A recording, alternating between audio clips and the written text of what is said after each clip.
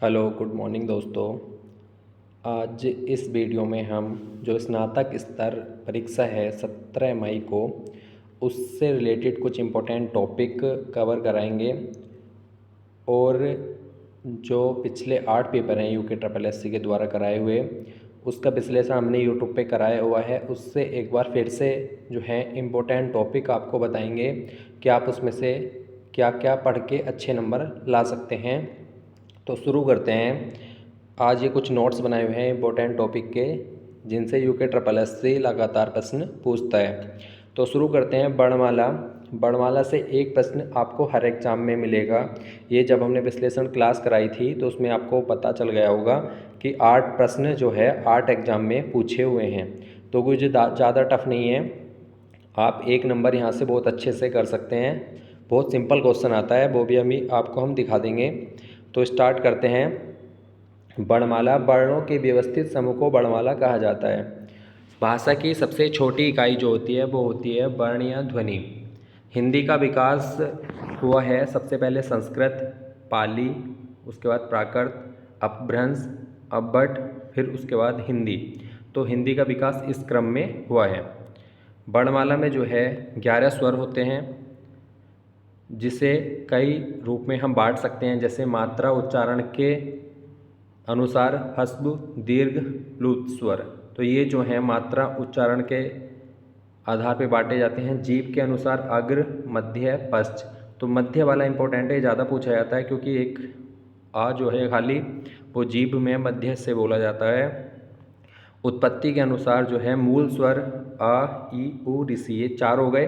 बाकी संधि स्वर यहाँ से इंपॉर्टेंट है, ये आता है यहाँ से प्रश्न। संधि स्वर 2 प्रकार के होते हैं, एक तो दीर्घ स्वर हो गए और एक हो गए संयुक्त स्वर।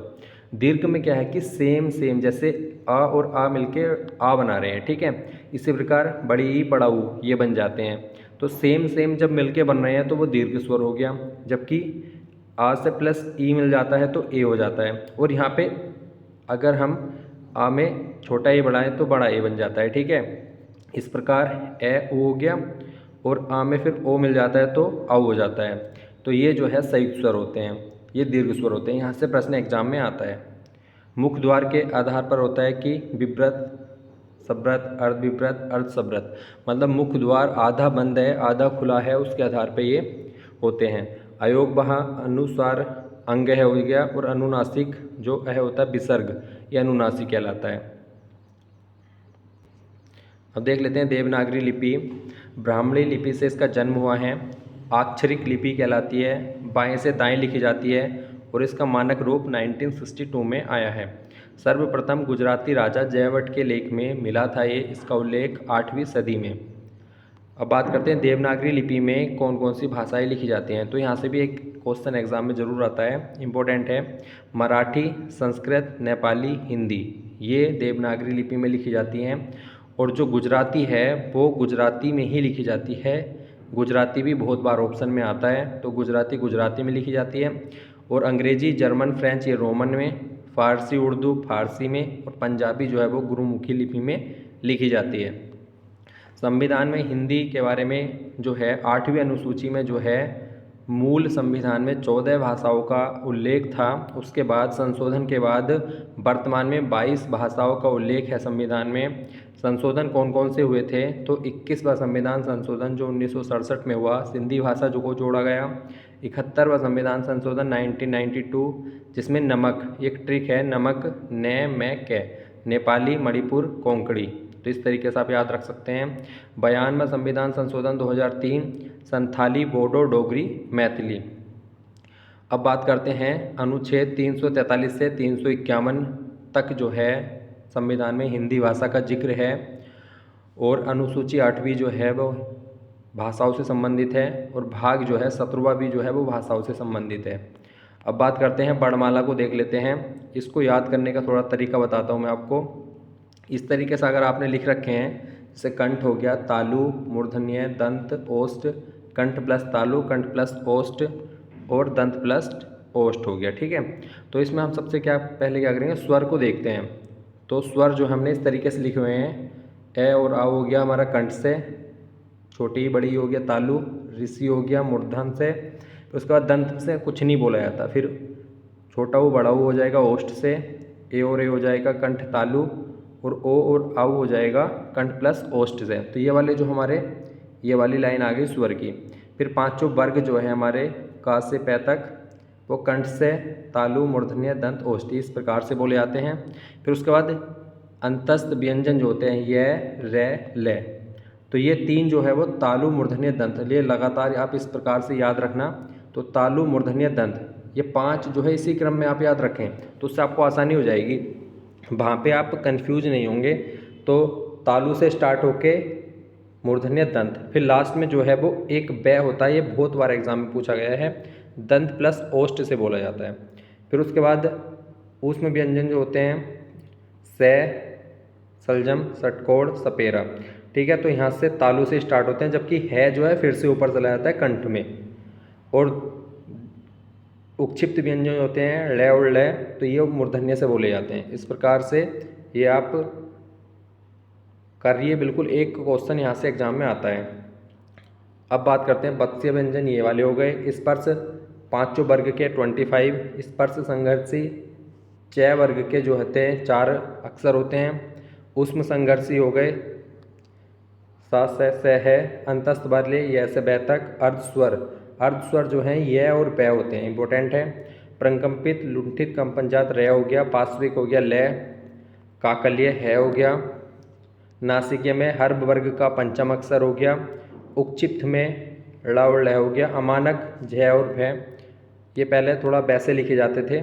अयोग बहा अंग है और है, स्त्रीलिंग में ये वाले वर्ड अक्षर हो गए। द्वित्व में जब कच्चा, जैसे च आधा चार है, ठीक है। फिर दिल्ली में आधा ल और लिया रहा, फिर ठीक है। इस प्रकार से जहाँ एक आधा अक्षर हो फिर उसके साथ में बड़ा अक्षर आ रहा हो तो वो द्वित्व व्यंजन कहलाते हैं। संयुक्त में क्षेत्र गैस ये आते हैं, किस किस के योग से मिलके बने होते हैं वो भी देख लीजिए। इस प्रकार से यहाँ बने होते हैं, वे एग्जाम में पूछे जाते हैं। अगला है हमारा ब्राह्म चिन्ह। ब्राह्म चिन्ह जो है अल्प विराम जहाँ थोड़ा रुका जाता है, अर्ध विराम जहाँ उससे थोड़ा ज़्यादा, उपविराम हो गया, पूर्ण विराम का ये सिंबल जो है आप देख सकते हैं। निर्देशक जो है ये थोड़ा बड़ा होता है, जबकि योजक चिन्ह थोड़ा छोटा होता है। ये कोष्टक हो गए। विस्मयादि बोधक जहाँ हर्ष आश्चर्य की बात हो, इस प्रकार से। हंस त्रुटि विराम जहाँ पे थोड़ा छूट जाता है लिखने से, वहाँ पे लिखा जाता है। विवरण चिन्ह हो गया, पाद चिन्ह, लाघव चिन्ह, पुनरुक्ति चिन्ह हो गया, उद्धरण अवतरण छूट गए हैं, लोप ये वाला हो गया, ठीक है। इसको नोट कर देंगे, ठीक है।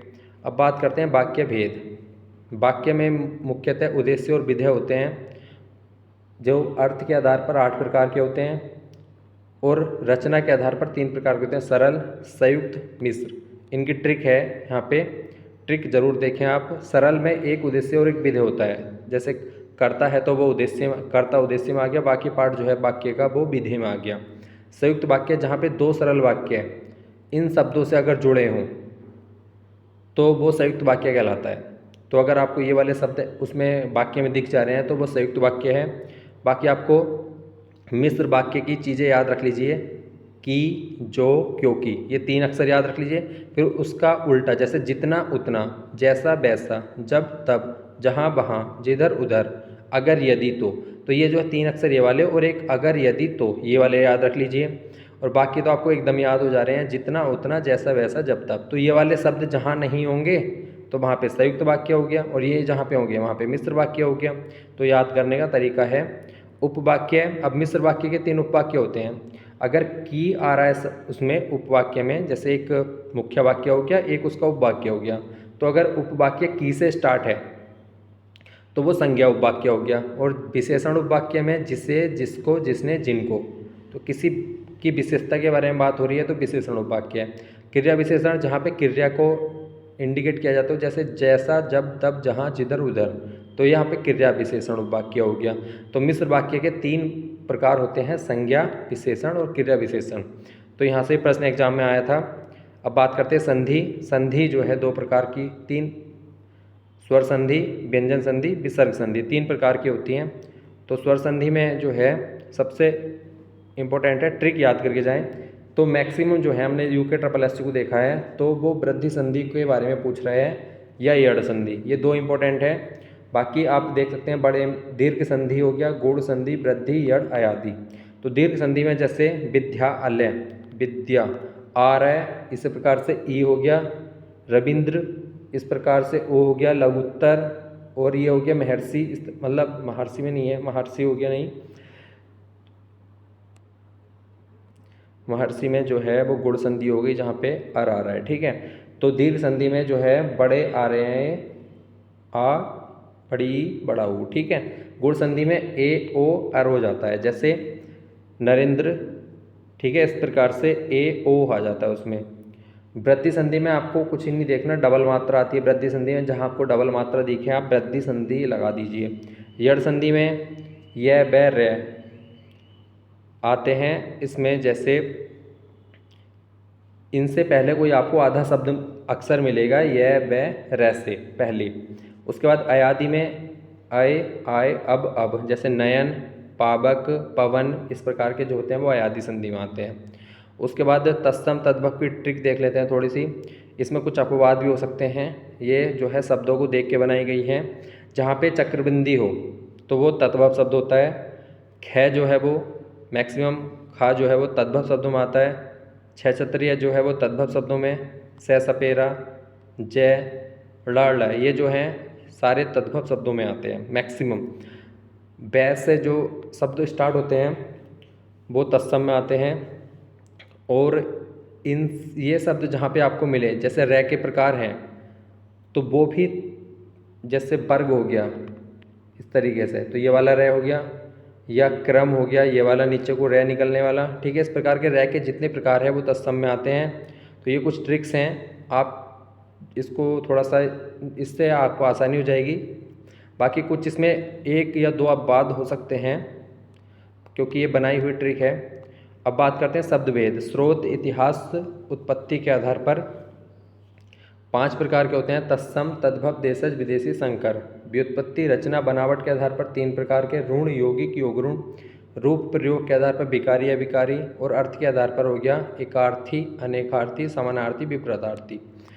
उसके बाद पद जो होता है वो 5 प्रकार के होते हैं, संज्ञा 5 प्रकार की होती हैं, सर्वनाम 6 प्रकार के होते हैं, विशेषण 4 प्रकार के, क्रिया में अकर्मक सकर्मक हो गया, और कुछ अन्य प्रकार में प्रणार्थक, संयुक्त, नाम धातु क्रिया, पूर्वकालिक क्रिया, सहायक क्रिया। अभी अब मैं 4 प्रकार के क्रिया विशेषण, संबंध बोधक, समुच्चय बोधक, विस्मयादि बोधक।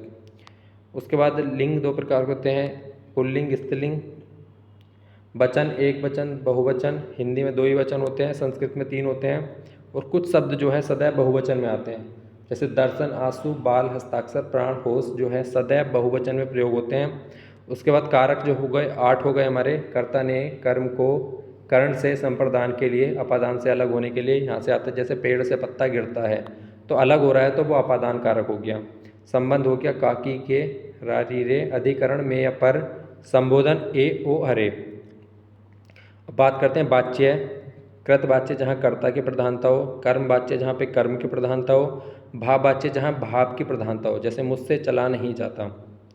काल में अगर बात करें तो भूत, वर्तमान, भविष्य 3 प्रकार के होते हैं, जहाँ पे भूतकाल से कई बार प्रश्न पूछा है, जैसे रीता गई तो सामान्य भूत हो गया, रीता गई है आसन भूत, रीता जा रही थी अपूर्ण भूत, रीता जा चुकी पूर्ण भूत, रीता गई होगी संदिग्ध भूत, और हेतु, हेतुमद, रीता जाती। तो ये 6 प्रकार के होते हैं भूतकाल।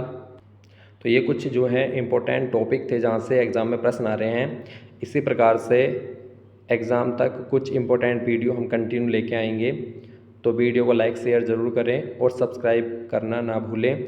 और इसके अलावा टेलीग्राम में जो है एक हमारा कोर्स चल रहा है जिसको आप ज्वाइन कर सकते हैं, वो कल से ही स्टार्ट हुआ है। तो वहाँ पे आपको टॉपिक वाइज जो है टेलीग्राम में टेस्ट सीरीज कराई जा रही हैं, जिससे आपको बहुत ज़्यादा बेनिफिट मिलेगा एग्ज़ाम में। धन्यवाद।